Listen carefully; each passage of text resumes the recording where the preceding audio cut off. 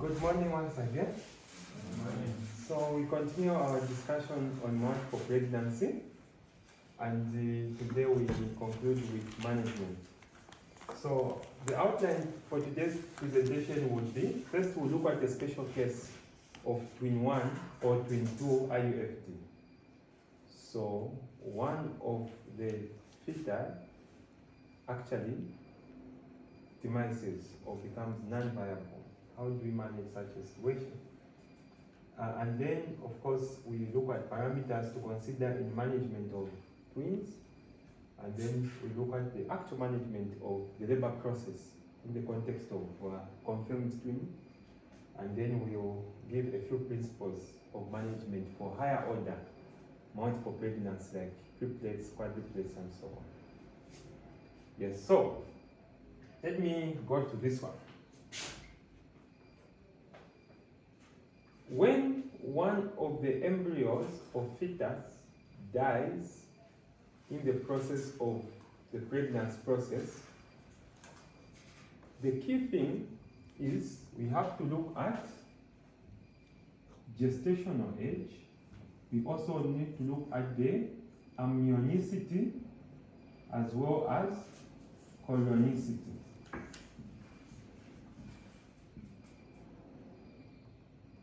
So these are the many parameters that we consider. Now, if the fetus demises very early, particularly an embryo at that point, or to a fetus, you find a situation where that fetus can actually disappear. And that would lead to what is called a vanishing twin. I've personally had such situations before. So a client will come back to you saying, no, actually, doctor, I had twins. I was diagnosed to have twins. But then the latest scan shows that I only have one baby. How possible is that? So you have to think of a vanishing twin situation. But if it's a little bit not too early, meaning the development has progressed a little bit, then you might end up with what is called a fetal papricious. But this fetal papricious is seen at delivery. So when you deliver the baby, double clamp the umbilical cord, cut, get this baby out. Now at the time you'll be delivering the placenta, what you see on the amnion, which is the plastic, not the gray chorion dipped to the plastic, but that plastic which covers the baby, you are going to see the picture of that fetus. Flat and nicely drawn on the membrane. That's what you see as a fetal papricious. I've been lucky to have seen this before. Now, if the problem occurs late, then it will remain an IUFD.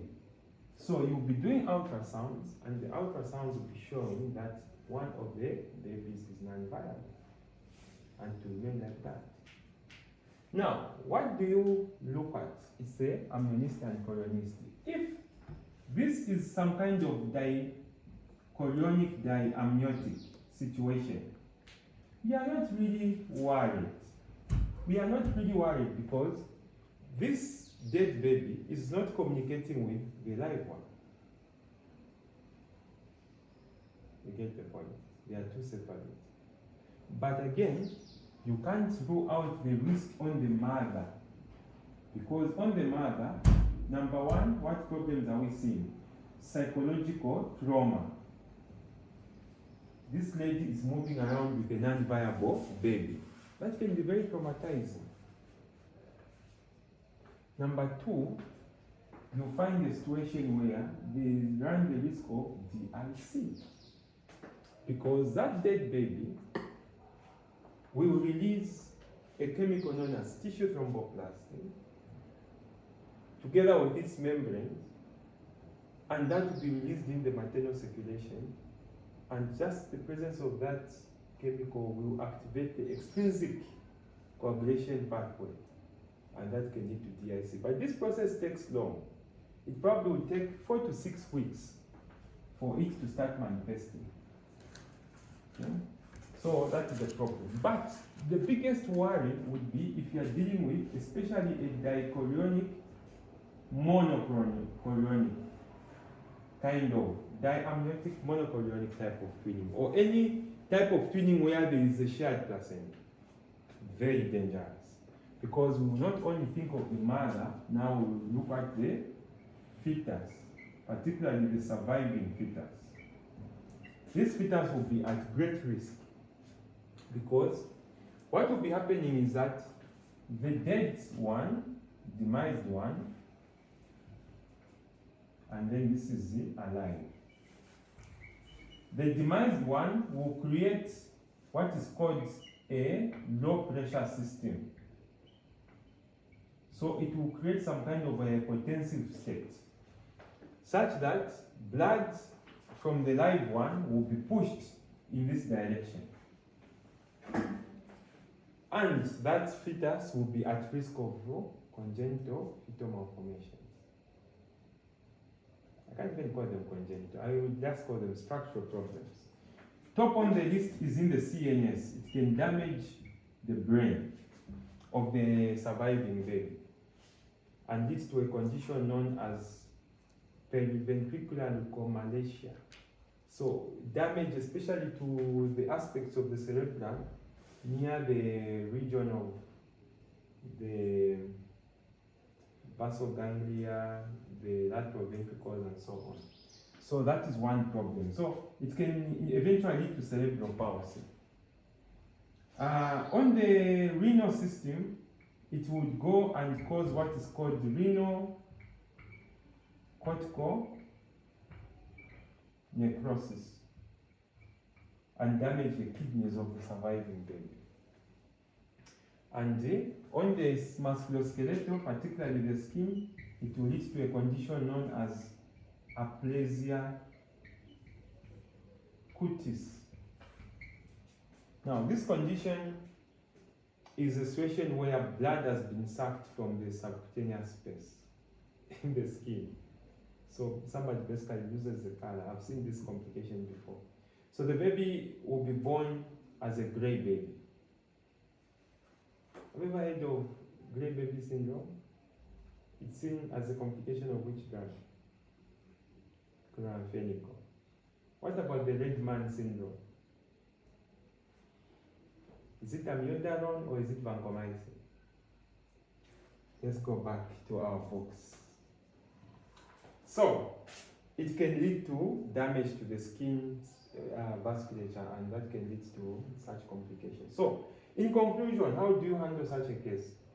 So, having established the gestational age and the chronicity and amnionicity, you can then just manage the patient conservatively. You don't need to admit them, you don't need to do anything. But you need to ask yourself, how do I check for these two? Here you need just to offer psychological counseling. And on this one, you need to monitor clotting proper, meaning activated partial thromboplastin time and prothrombin time. You do some bedside clotting time if you don't have those clotting parameters. Okay, and you can check for serum fibrinogen levels so that you are looking in line with DIC. Okay, but at the same time, on the baby here, you need to start checking for a lot of things. If this baby is going into hypotension, what should you be checking for?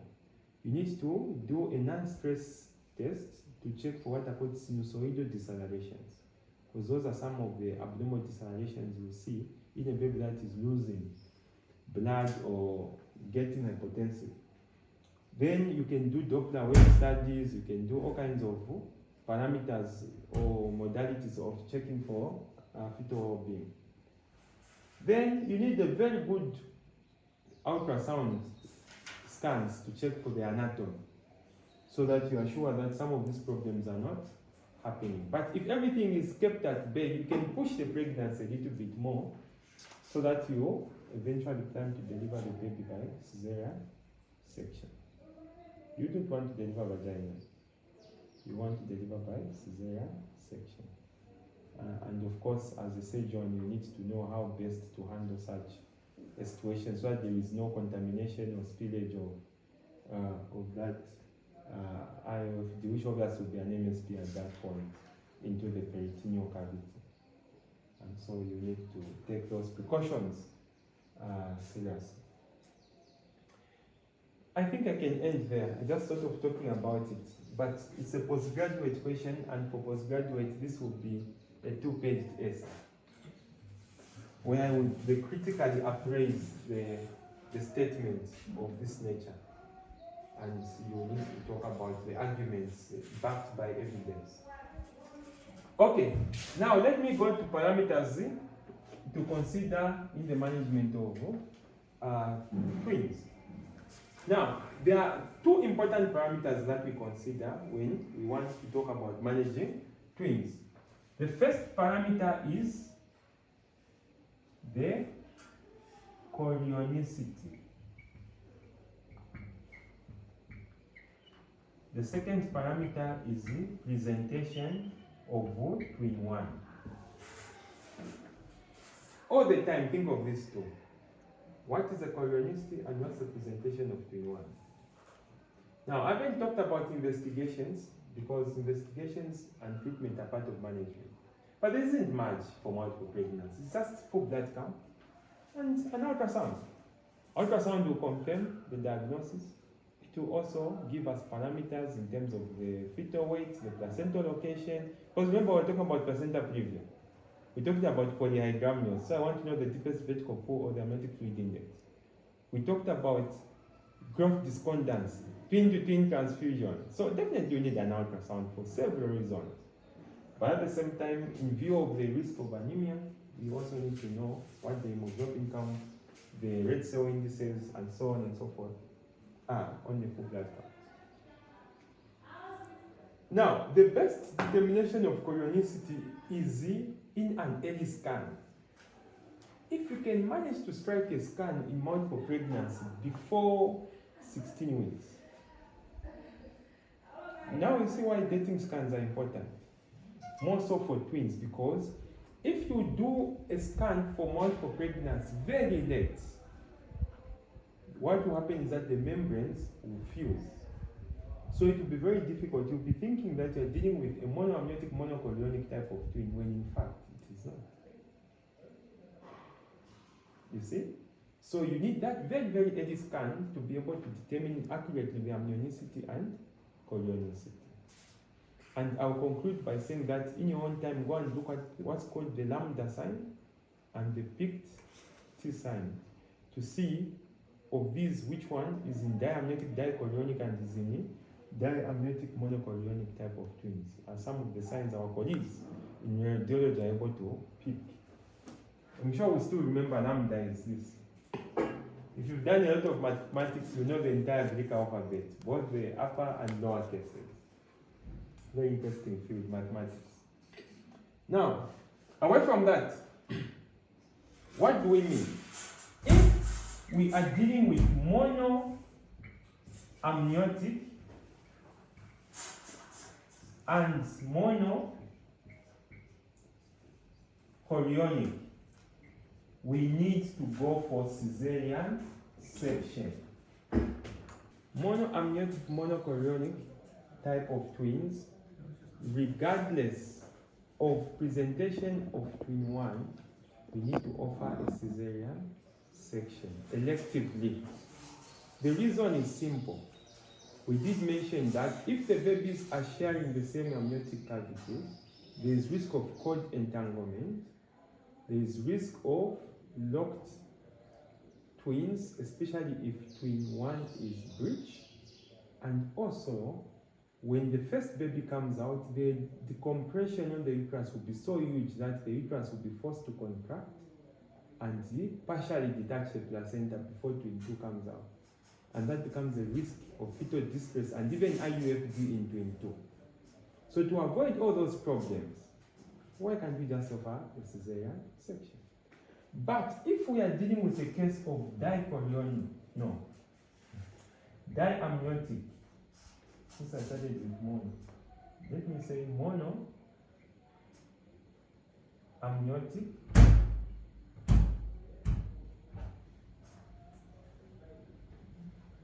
monochorionic diamniotic, or the D type. Then we need to look at presentation of twin 1. If we are dealing with these two, then this issue becomes important. What is the presentation of twin 1? If twin 1 is cephalic, then you can allow for vaginal delivery. If twin 1 is non-cephalic, then it should be a cesarean section. Hope it's clear.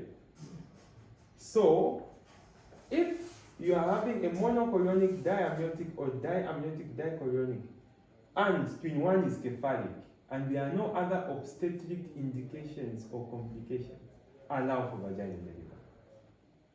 But if they tell you that twin 1 is breech, twin 1 is in transverse line, or anything like that, then it becomes a cesarean section. Why are we avoiding a situation of delivering twin 1 which is in breech, even if it's a diamniotic dichorionic or this other favorable type?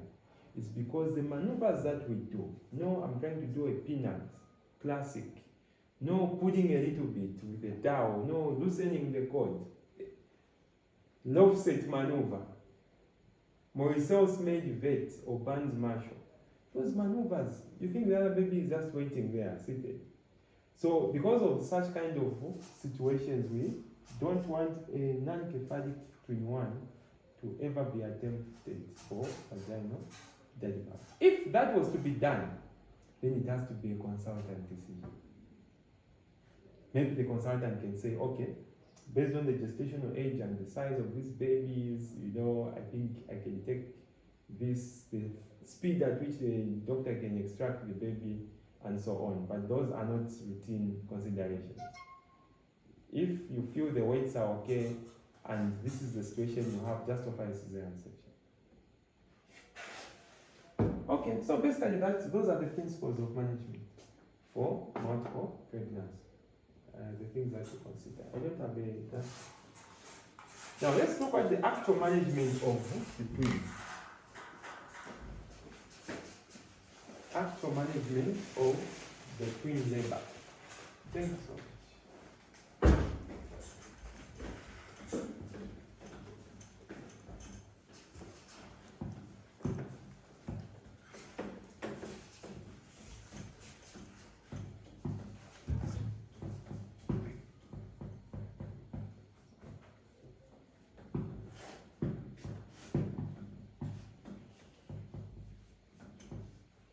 Okay, so colleagues, labor doesn't differ in management. So all you need first of all is set up a multidisciplinary team, meaning that we need to call the midwives. They have to be 2 neonatologists, 2 nurse neonatologists, 2, everyone is 2.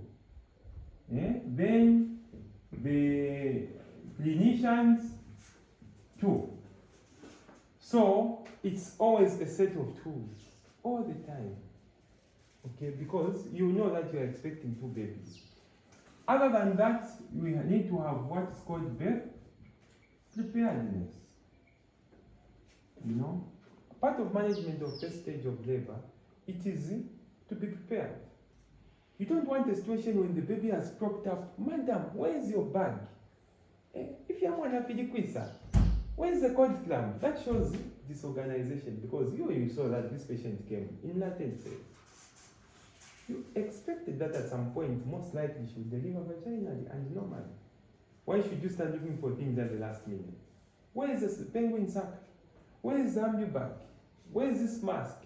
So everything should be properly prepared. So what do we mean by birth preparedness? We need again 2 baby lights. We need 2, sets of everything. These are stairs. You should at least have 2, and everything else should be in 2. Other than that, when we go to management of first stage of labor, and indeed second stage, for twin 1, it's exactly the same. So in another forum, we'll discuss management of labor. Very, very important. We know that the hallmark of obstetric practice is labor. So definition, mechanisms, stages, complications of each stage, and management of each stage should just be on our fingertips for you to be in labor ward.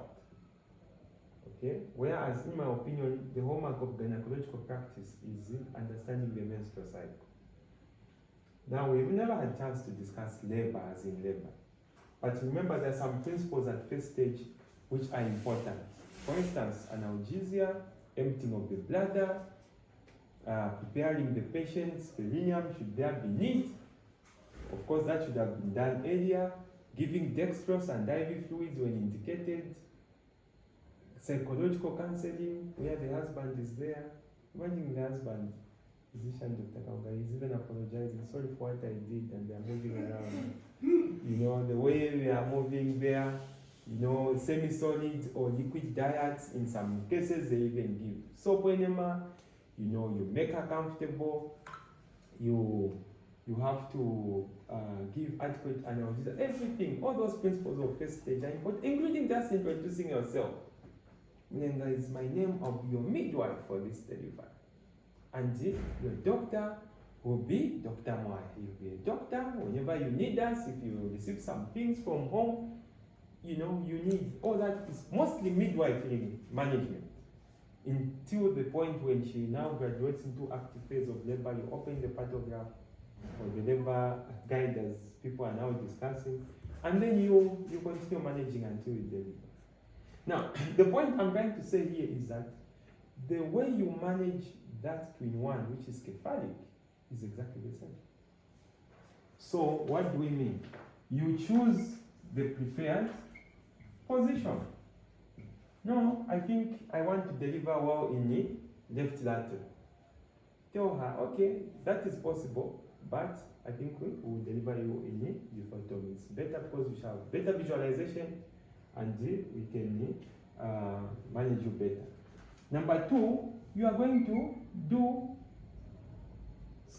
scrubbing, swabbing, double glove after your hands dry, and then you drape the patient. Very important. Exactly what we do in labor ward is what we should do exactly what we do in the operating room is what we should do in labor ward. Okay, so you go and wash your hands and dry. You get Savlon, you clean the perineum adequately, then you actually even drape the patient. You don't want the situation of PPH and your needle holder is on the meconium, is on the chitenge, the dissecting forceps. That is not correct, because you have stopped the bleeding and created infection. Patient comes back 3 days later with pus oozing. What have we achieved? We just created another problem. So I think we need to advocate for such basic. Drape is just a piece of cloth which has been taken into the autoclave. Washing hands, is it an issue? No. It's just about setting up a policy. The next thing is, if you remember very well, in second stage there are 2 phases. There is a phase at which the cervix is fully dilated, but there is no maternal edge to push. That is, some people call it phase, maybe phase 0, phase 1. Then there is another phase where the cervix is fully dilated, but now there is a maternal edge to push. So now you have a combination of the contraction and the maternal edge to physically push. You can't force that phase. So the fact that the cervix is fully dilated doesn't mean you start telling the mother to start pushing. Experienced midwives will tell the mother, sleep on one side. When you feel like pushing, then you start pushing. She even sits on the stool. Maybe it might even take a few minutes, probably 20 minutes, 10 minutes. That's when the mother says, now I feel like pushing. Okay, so you await for that phase. Don't force it. Now, you tell them to push, obviously in tandem with the contraction. So she should only push once the contraction comes. And what do, you as a person delivering? You get a pad like a gauze and close the anal orifice, meaning you stabilize the perineum while flexing the oncoming head. That's what you do. Push, but you are stabilizing, flexing. It's as if you are pushing the head back. But what you're trying to do is to flex the head so that you reduce the suboccipital pneumatic diameter so that the baby is more flexed.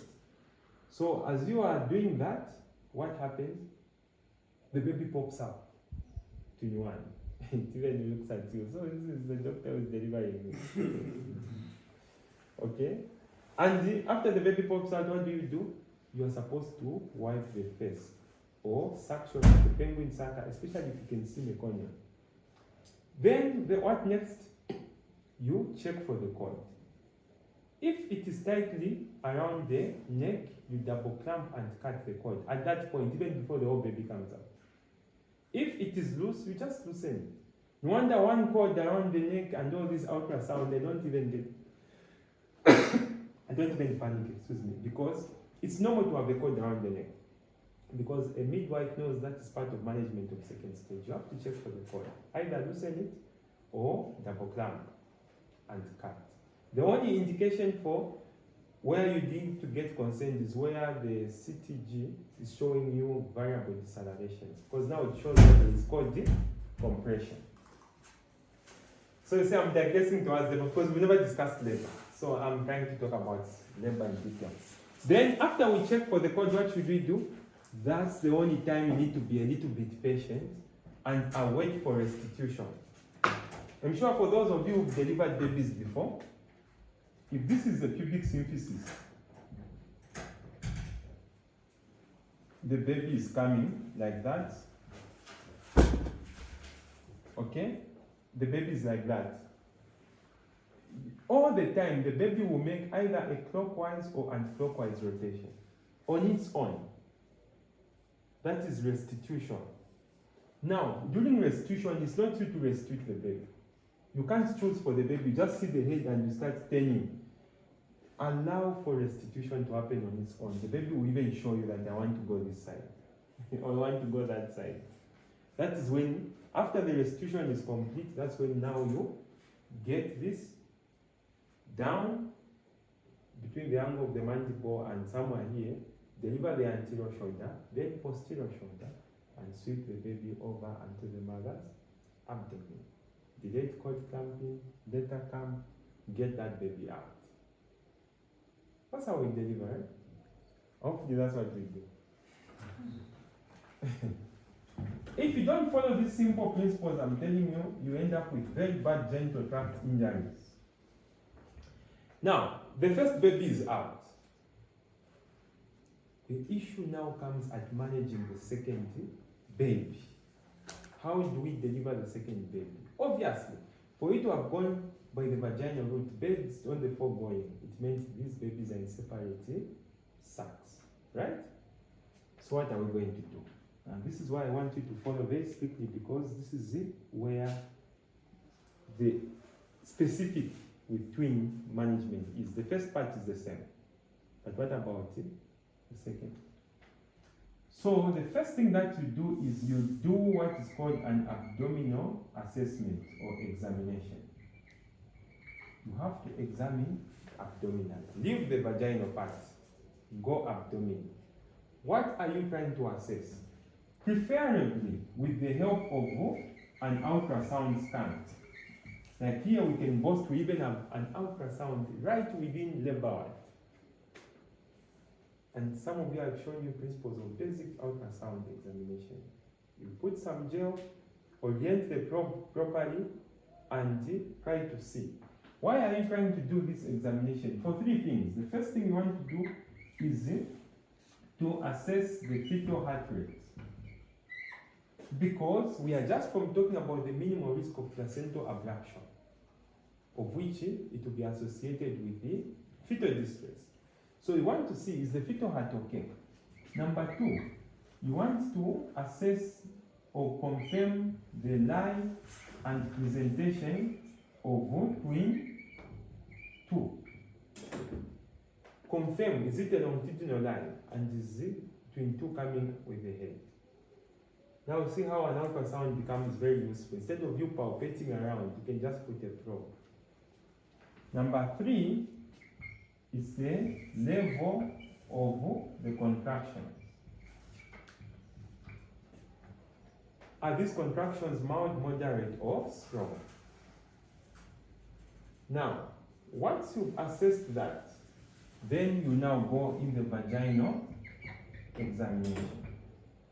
The first thing you are supposed to do is you have to do artificial rupture of membrane.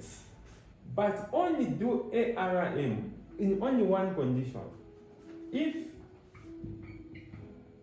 presentation is cephalic. If the presentation is cephalic, you rupture the membrane. Now, it's like an algorithm. If you rupture the membranes and the likewise clear, then you ask yourself, are the contractions mild? What do you do if the contractions are mild? You augment with the oxytocin. 2.5 industrial units in 500 mils of saline at 20, 40, 60, 80 drops per minute. Of course, more important is the milli-units that you are delivering per minute. But away from that, all you are trying to do is augment if you think that the contractions are poor. Clear? If you find that the contractions here are good, meaning they are moderate or strong, then just wait and give 30 minutes, because you know that management of second stage, you can at least go up to 30 minutes. That baby will come down and will be delivered. So it's as simple as that. Now, what about if the baby is breech? Okay, let me even put it like this, make it easy for you. So you do ARM if presentation is number 1, cephalic, or if it is breech. But for breech, you follow it with what is called total breech extraction. So you rupture the membranes, then grab the feet and come out with the baby. So if you want to appreciate what I'm trying to say, you go back to the lecture that we had on breech. Dr. Maya, remember? Yes. You are that side, in the other boardroom. Yes, because in labor what we do what is called assisted breech delivery, where there is a hands-off protocol, where at some point you tell the mother to push, at some point you step aside, at some point you do a maneuver, then you step aside. But in this case, you just go for the feet, like what you do at cesarean extraction, come out, manipulate, do a few maneuvers as we are doing that, and come out with the baby. So that is it. That. Between a cephalic and a breech, I would always prefer a breech in doing 2, because you don't need to wait for anything. You understand? But for a cephalic, what if the baby decides to disappoint you and decides not to descend?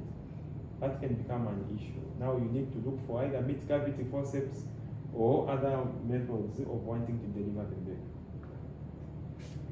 Okay, what about if we find that it's a transverse line? If it's a transverse line in twin 2, do not rupture the membranes. Please, let me even write it here. Do not do ARM.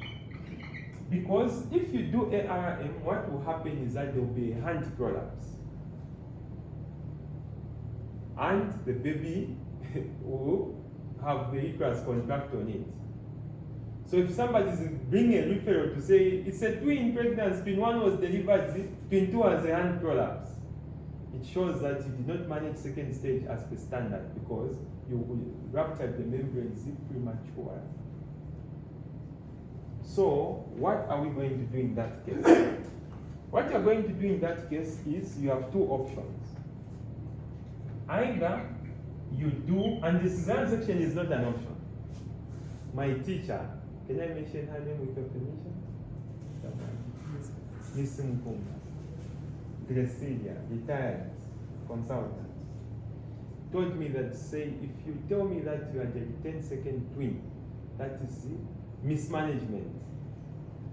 You don't need to have a cesarean section in twin 2. Because for the first baby to come out, it means it has created space for the other one. So it's just how you manipulate that other baby's condition. So the first option, which I even prefer and I'll concentrate on, is known as the internal podalic version, IPV. So in internal podalic version, why is it called internal? Internal because you go vaginal with your hand. With the help of the ultrasound, you will know where the feet are, where the head is. But if you don't have an ultrasound, you can just blindly, with the membranes intact, you can tell to say the head is this side, the legs are this side. With the membranes intact, grab the feet. Grab both feet in membranes. Then convert the baby from transverse line into longitudinal line.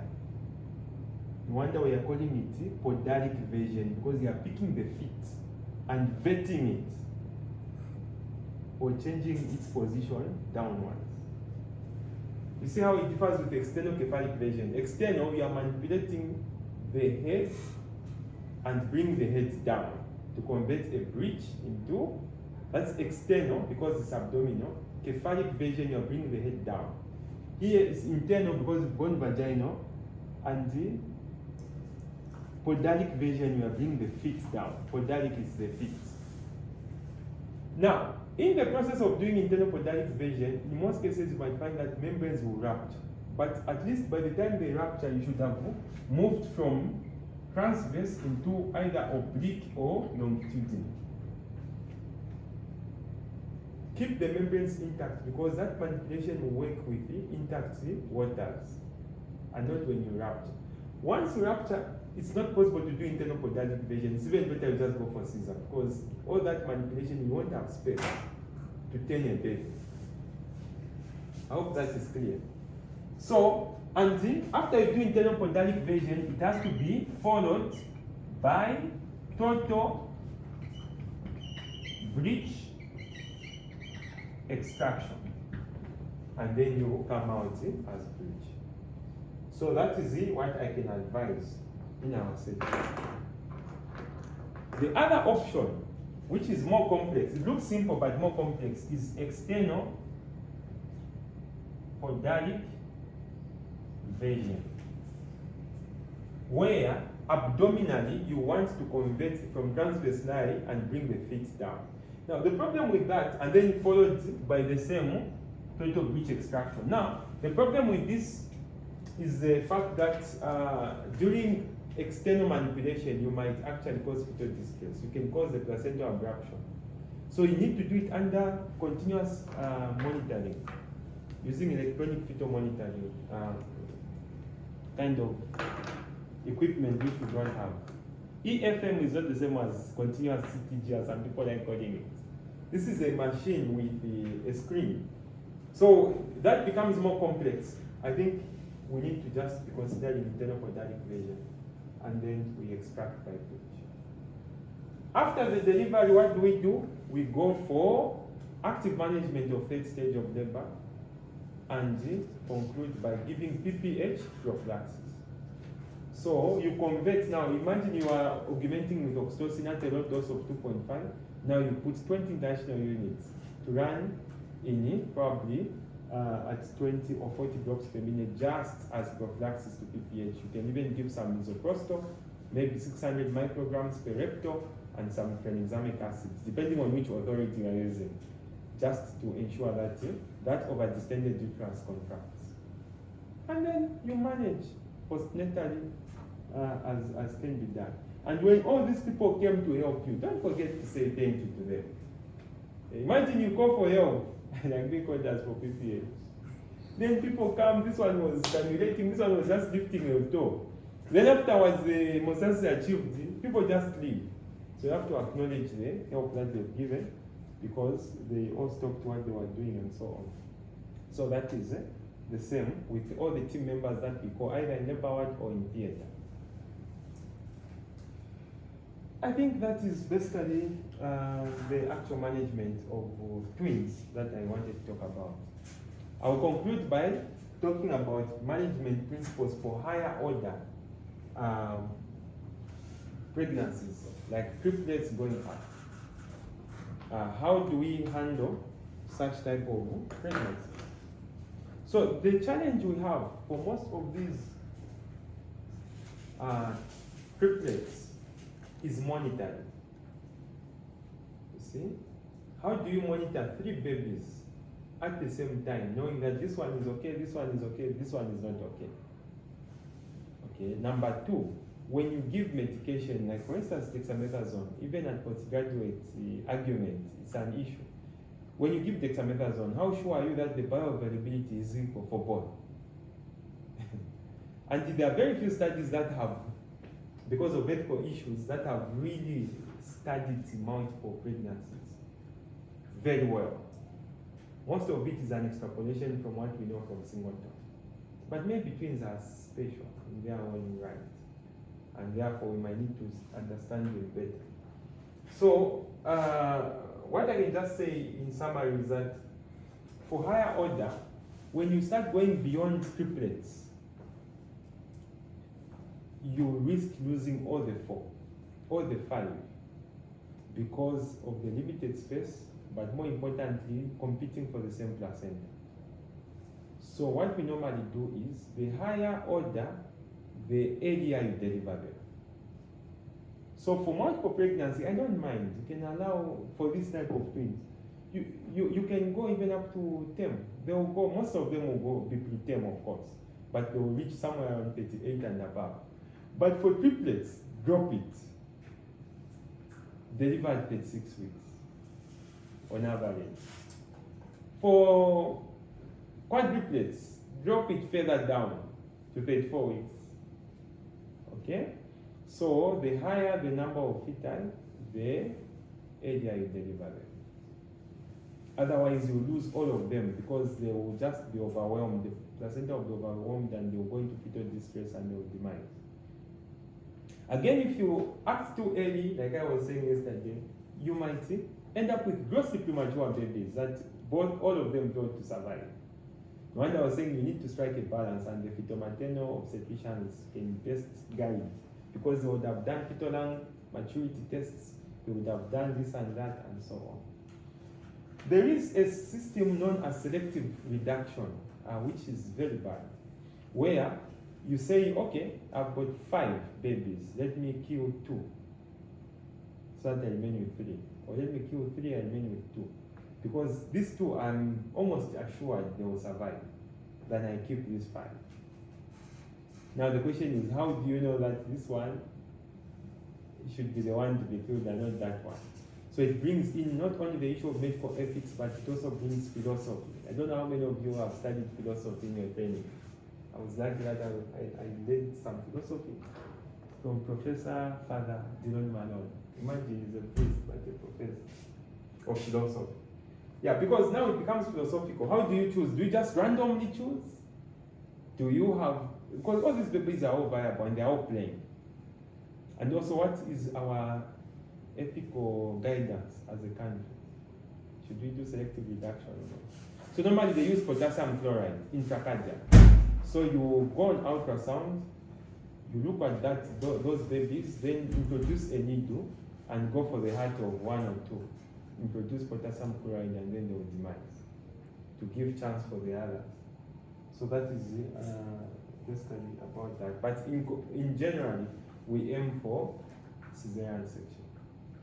Anything above 2, don't think of vaginal delivery, go for cesarean section, which has to be a planned delivery, meaning they have to be admitted in a facility where there are NICU services because you anticipate prematurity, and all the whole team members should be there, and everything else should be prepared for that. If the mother wants a BTL or any form of permanent sterilization, you can offer them as such. I rest my case.